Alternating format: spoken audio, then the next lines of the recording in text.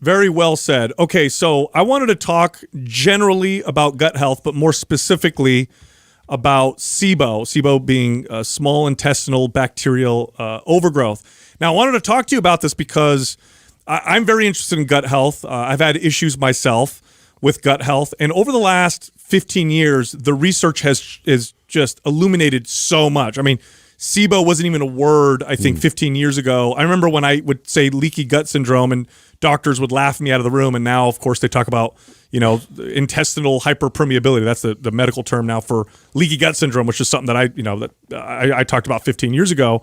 So let's talk generally. Let's first start with gut health.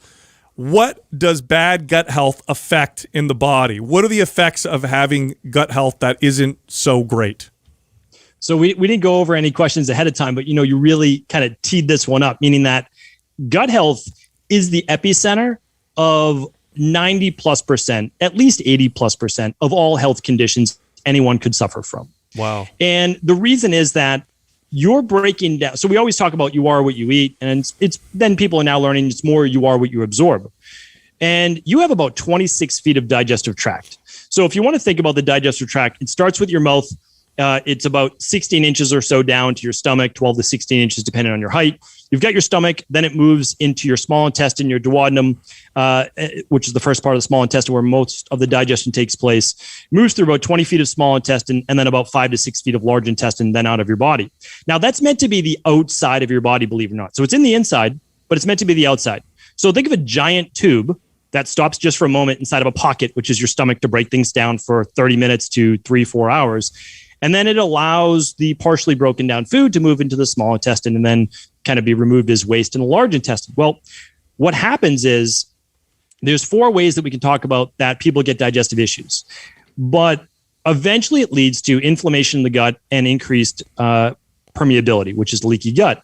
So, and it's funny because that was a big part of my health issues a million years ago when I was sick.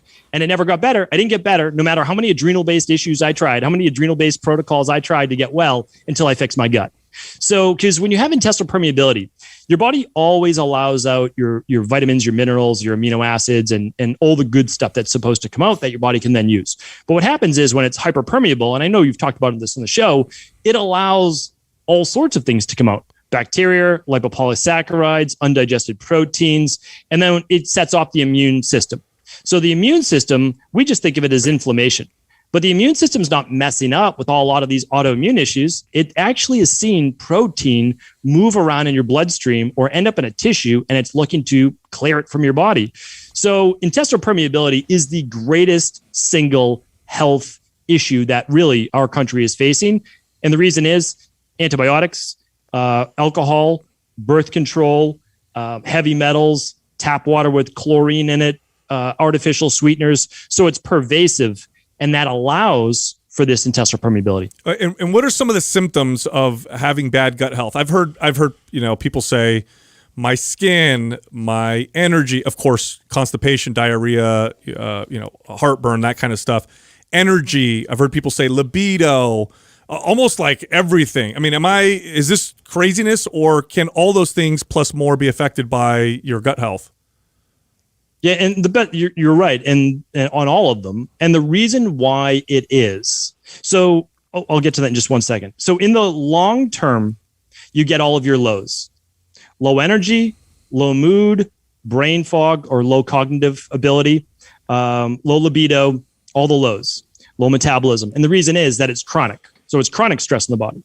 So, and the reason we can say yes, in the short term and eventually long term as well, you've got skin rashes, you've got headaches, you've got allergies, you've got asthma, you've got low mood, you have autoimmune, bloating, gas, distension, etc. So how can it lead to all of those things? Well, you have to understand is that 90%, again, like we'll put that in air quotes, they say all disease is basically 90% inflammation. And they are correct. Because inflammation then just sets off your genetics. So I am genetically predisposed to rheumatoid arthritis, to type 2 diabetes, to Addison's disease, to fibromyalgia, to insomnia, to all these things that I had before. Now I no longer have them. How can that be? Well, they worked on the root causes that led to the inflammation that then led to the dis-ease in my body. So it really comes to inflammation, but inflammation is not a root cause. If you figure out why you have the inflammation, well, then you can get rid of the ease, as we say, in the body. Now, when you have gut issues or poor gut health, can they show up in ways that don't involve digestion? In other words, I've heard people say, yeah, I know I have all these issues, but my digestion's fine. I don't have constipation, bloating, diarrhea, or heartburn, so it can't be my bad gut health. Yeah, and that's a great one. It has to do with fermenting. So think of it this way. The gas and the bloating is really a fermentation issue. And you can have intestinal permeability without the overgrowth. Now, it's not as common that you don't have any digestive distress. And what happens is then you have more of what's called an IgG sensitivity. That means, for example, the number one IgG food sensitivity is cow's milk. So it's predominantly casein, because casein is 80% of the protein in milk protein, and whey being the last 20%. So typically, if someone is taking a whey protein isolate, well, it's been so processed that it's much more broken down. It's not typically going to cause the same gastric distress. But a casein protein, they might have serious bloating and gas, et cetera. But anyway, it comes down to different reactions within the body. So an IgA or IgE would be more of an immediate response to the body. You might get hives, you might get brain fog, you might get skin itchiness, etc. You're not going to get the bloating right away. You're going to have the reaction from the actual protein. But an IgG reaction in the body, which is just an immunoglobulin, so it's a different type of white blood cell, those react 24 to 72 hours later. So Let's just say we're recording this on a Tuesday. I would ask you, do you know what you ate Saturday at lunch, Sunday at dinner? And on a normal Sunday, you might be like, I have no idea, what I ate. But you're actually reacting that many days later. And it doesn't have anything to do with the gastric distress. It has to do with actually the protein being looked at as a foreign molecule inside of the body. Wow. How do you communicate to a client that may actually have an issue with like a health food, for example, like avocado, sends their autoimmune issue off? Or how do you communicate to them that it's possible that it could be these foods that we, air quote, call healthy? Like how do you say that to a client? Yeah, that's a great question, because a lot of people will come in and I'll let them know eggs, because eggs is what I've seen, and I've run tens of thousands of these IgG food sensitivity tests. And again, there's back and forth on online data saying, oh, well, we don't think it's reliable because it has to do with a lot of the foods that you eat. Well, listen, you test all of the foods. We test 200 foods, all that people eat, and they're healthy foods, and people are reacting to the ones that their body is the most sensitive to, as an actual reaction. And from the third most sensitive is actually egg whites. It's not yolks, but it's the whites. The whites have twice as many antigens or proteins that the egg yolk has. Now, same amount of macro grams of protein, different amount of actual antigens in the white. Because if you think about it, the white is actually becoming the flesh itself. So what we do is we say, we start out with a foundational nutrition plan. So if you're not going to do a food sensitivity test, we say, we understand these are the ones that are typically the most sensitive. We're just going to remove them for 6 weeks, and then we're going to reintroduce them one at a time. And we're going to look for that reaction over a period of about 48 hours to maybe 72 hours. So that's what we do. But the truth is that we do a lot of at-home lab testing anywhere in the world. So we prefer to just let the data speak. And then it doesn't have to be any best diet or any kind of back and forth. We just let their data speak. Well, how do you explain though that it's from this healthy food? Like, I would get that from a client, right? That would say, Adam, I don't get it. This is considered healthy. How could that be causing an issue in me? Why is that? Yeah, and that's where it comes back to bioindividuality. It's so everyone has one random, typically food sensitivity. So for a good example, when I first got into learning about functional medicine, I went 2 years, from 17 years old to 19 years old, to about 24 specialists around Boston, Massachusetts. These are brilliant MDs. But the problem was that this was really outside of their scope. They're looking at my blood work, they're probing my body, they're, testing it for all different things there. And they're like, oh, we have no idea. So they either told me it was all in my head, or they said, listen, there's something wrong, but we just don't know what. We can't find it out. You might get worse, and then we'll know what to do then. I'm like, okay, doesn't seem like a very good plan. So then, just by chance, this is in the mid-late 90s, I find out about alternative, practitioners, alternative health. And so I run these labs and I find out I'm sensitive to almonds and I'm sensitive to chicken. These are random ones. You don't see those come up on a lot of food sensitivity. Well, I had tons of intestinal permeability and I was eating chicken because I was trying to basically transform my body. Since I can transform the outside, I wanted to do more natural bodybuilding. And I was very sensitive on those. And I actually felt an immediate difference when I did eliminate them. So it really comes back to bioindividuality. And if there's not intestinal permeability, it might be one they're sensitive to. However, we found that about 16 weeks, by eliminating most foods and then a slow reintroduction, most people can overcome most food sensitivities, except for cow's milk dairy. Wow. Now, speaking specifically to like bacterial overgrowth, like first of all, how do you even identify that, that may be an issue for you? And then also like, what's the steps to sort of address it? And then is it possible to keep it from happening? So there's 4 main things that can go wrong with the gut. But the nice thing is there's only 4. So when we look at that, we kind of reassure clients, listen, we don't know exactly what's wrong with you yet. However, when you look at most issues like high cholesterol or autoimmune issues like Hashimoto's, rheumatoid arthritis, or MS or lupus or whatever it might be, there's typically never more than like 10 to 12 factors. So you, as a integrative health practitioner, your job is to play process of elimination, not to guess ahead of time. In an ideal world, again, I know everyone can't lab test, but if you can't, and you go to a practitioner and they've done this for a long time, they're going to be able to see patterns. And the 4 main issues with the gut that you have to look for is H. pylori, so Helicobacter pylori, which is typically a bacterial infection in the stomach that about 1 out of 4 people have. And this is a huge issue because you're now not absorbing a lot of calcium, magnesium, zinc, B12, and you're not breaking down your protein. So if someone's like, oh, I'm going to go on a higher protein diet, if you're on a higher protein diet and you have H. pylori and you don't have enough stomach acid, it's a disaster. I mean, it really is, because that protein is going to putrefy. It's going to cause all sorts of other issues. So H. pylori is a big one. And then when we move just further downstream, we're looking at parasites. So parasites, again, if you look at world's population, it's about 1 in 3 people. But when you look at that, it's more towards South America and other places as well. However, in the United States, it's still about 1 in 5. Wow. And that's because you can pick it up at a salad bar for unwashed produce. You can pick it up in undercooked fish, sushi, very, very easy. I mean, like parasites in salmon. I mean, I'm an advocate of wild salmon, but there's a ton of parasites. So I stopped eating sushi, and I love sushi, but I stopped eating raw sushi a little while ago because these guys just got me into it. Thanks a lot, guys. I mean, I'm talking foot-long rope worms like that I work with clients on, and so I said, okay, this is a small price to pay to not have a rope worm. So then downstream from there, you have Candida overgrowth, which is a yeast overgrowth, naturally occurring yeast, and then you have SIBO, small intestinal bacterial overgrowth. And the interesting thing about SIBO is it's typically your own bacteria that should be there, but overgrown. And the reason it's overgrown is upstream. You were on antacids. So again, we know from the medical literature that nobody should be on Prilosec or an antacid for more than 2 weeks. The companies state that. However, if your MD tells you to come off your antacid after 2 weeks, your heartburn's still there. So they're kind of in a catch-22. What are they supposed to do? Because they don't know how to look for that underlying root cause.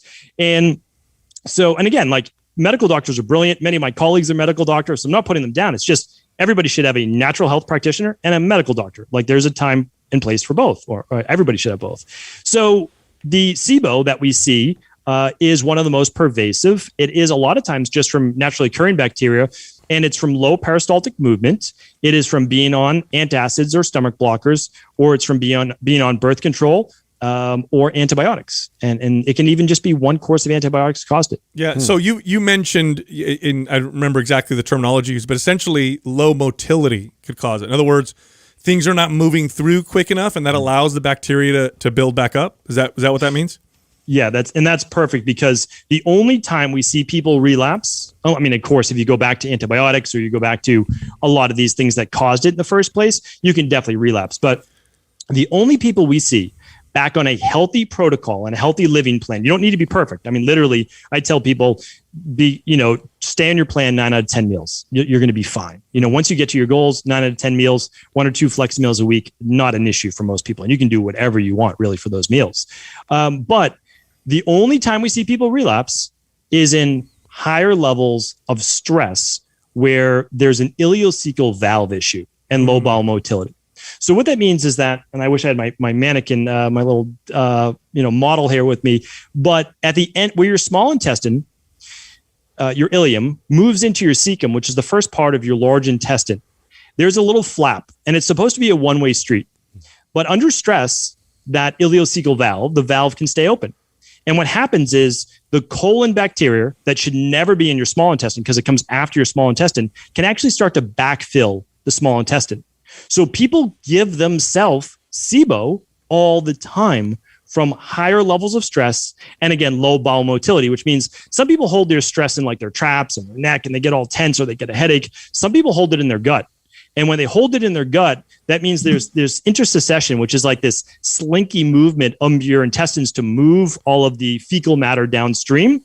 And that doesn't happen. So again, that leads to constipation, or it leads to partial bowel movements, and that can actually allow SIBO to build up as well. Now, do you see common themes with like specific autoimmune issues? Like, say, for example, psoriasis or endometriosis. Like, when you see it, are there common things that you know to go after or look at, or is it there's such a wide individual variance that it's a crapshoot? Well, again, it usually goes back to, and I like the pun there as well. So 10 to 12, 10 to 12 maximum that you're looking at for, like I said, for a thyroid. So for thyroid, what are we really looking at? Okay, certainly it could be intestinal permeability. It could be what's called molecular mimicry. So proteins are seeping through. This protein, like gluten or casein, looks similar to this particular molecule. That molecule may or may not be attaching itself to the thyroid. The immune system goes after it. That's only one particular instance. It could be a lack of selenium, could be a lack of zinc, could be a lack of B6, could be a lack of iodine to actually make thyroid molecule.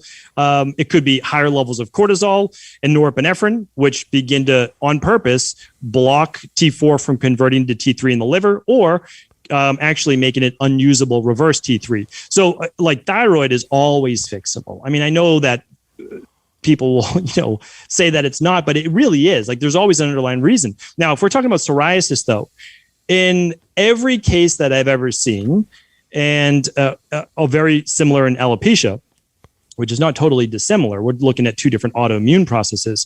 It's gut and stress. And you can't just work on one. So stress can trigger psoriasis. However, typically there's one more factor, which is gut-based issues. And in what I've seen is SIBO, with all of them have to do with intestinal permeability, because you're actually allowing the bacteria or the proteins to go through, and then they're trying to push themselves through the skin, like something's moving through the skin, or parasites. And parasites has been a big one too for psoriasis or adult acne. Oh, that's crazy. Okay, so back to SIBO. I'm old enough to remember when if you had gut issues and you went to your doctor and they figured you don't have a major disease or a virus, they would say irritable bowel syndrome, which is basically, we don't know what the hell's wrong with you, but your bowels are inflamed and you have lots of issues. I've read that a majority of IBS situations are the result of SIBO. And now they're saying SIBO probably accounts for, last time I read was like 70 or 80%. Is that true? 100%. And that's because IBS isn't a disease.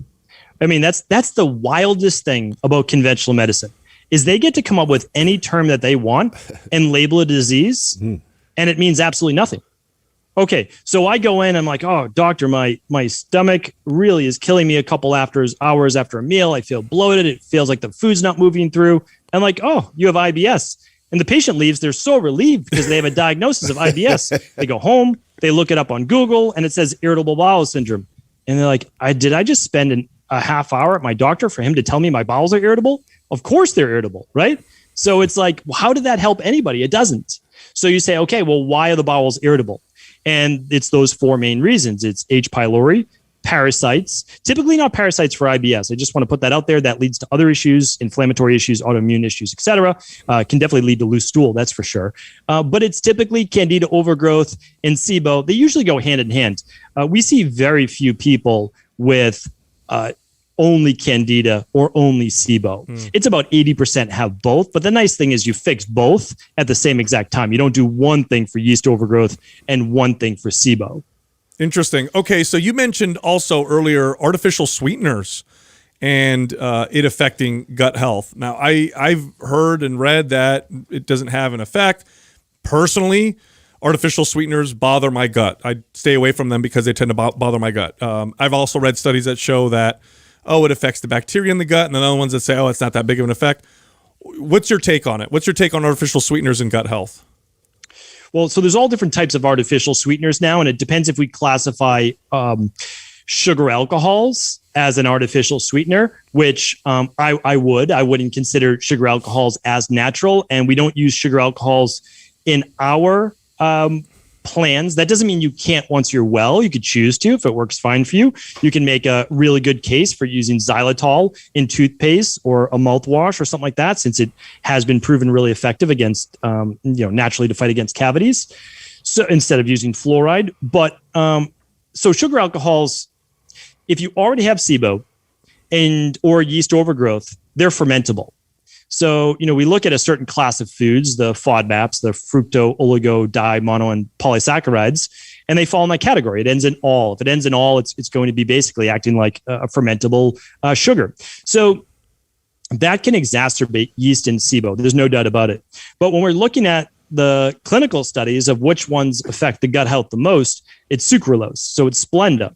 And again, back in the day, 20 years ago, we would recommend Splenda as personal trainers because it's like, okay, 0 calories. It makes things sweet. It's this brand new thing. Science made it. We're all excited. But again, we're in our early 20s and we haven't lived enough life yet. And again, we're just going by whatever the media tells us. And sucralose is basically sugar, right? Sucrose. The difference is they exchange one molecule for chlorine. And we know chlorine actually kills bacteria in the gut. Okay, so eating a lot of sucralose could cause bacterial, dysbiosis? Dysbiosis, which means basically imbalanced gut bacteria. That's